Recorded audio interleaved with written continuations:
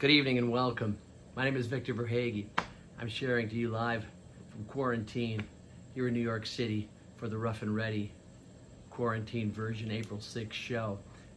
We're presenting these videos, and this is how we put out our art in the time of this epidemic. Now I will just share with you because I can share. I'm really fucking depressed. I've been fucking depressed for 3 weeks. I've been ill.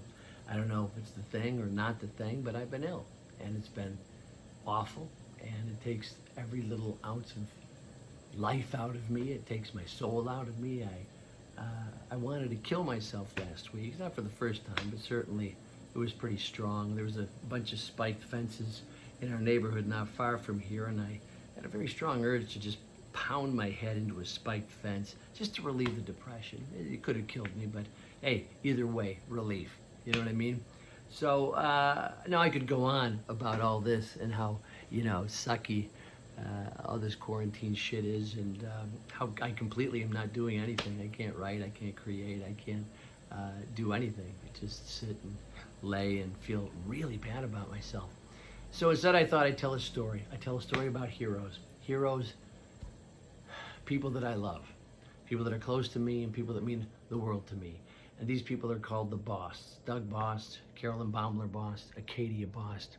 And I want to tell a story about these people because they have meant the world to me. I've known Doug Bost for 25 years, and he's just one of the best people in the universe, one of the best human beings in the universe. He is a caring, loving, gentle man, a giving, compassionate.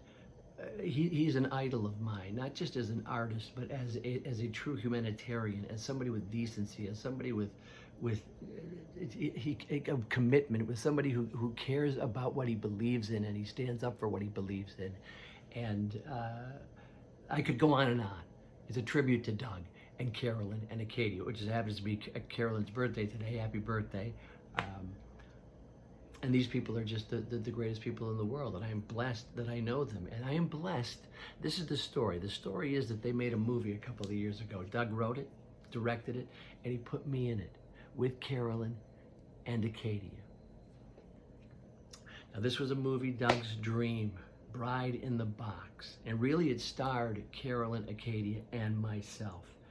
Now, I probably have a fan base of 12 to 15 people.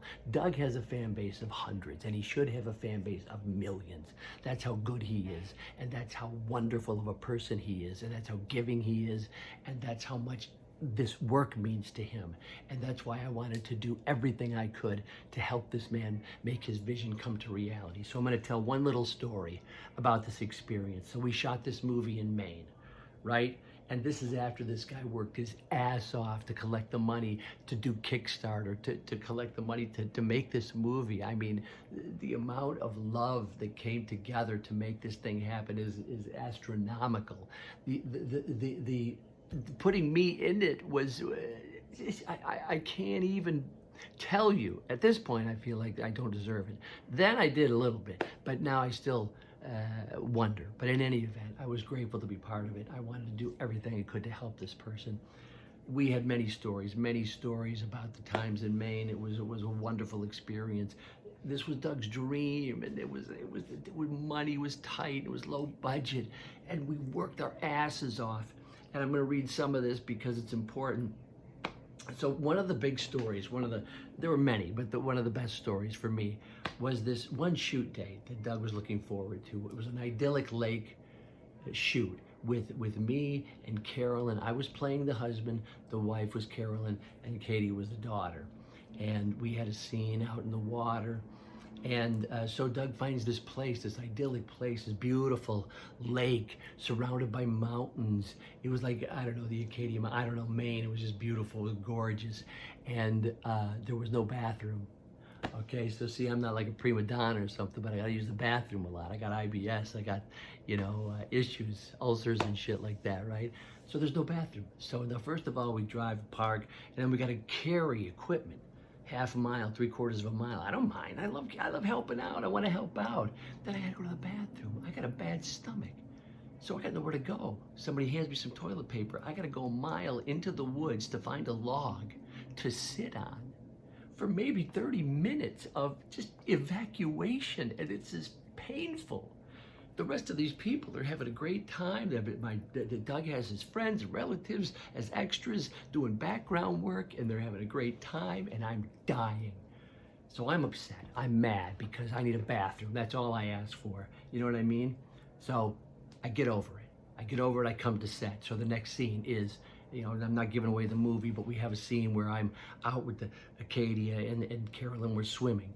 And the whole deal is Acadia and I are kind of ignoring Carolyn because, you know, we bonded. So the whole thing is we're out like a half a mile, and we don't have the, you know, high-end things like PAs with walkie-talkies and you know, all kinds of people doing things that can listen to the radio and tell us, okay, back to one. No, you have to walk back a half a mile to say to Doug what was wrong with that shot. You know what I mean? So this is what happens, and each time it becomes more and more aggravating to me to walk this walk, and I'm trying to be gentle and I'm trying to be loving and caring.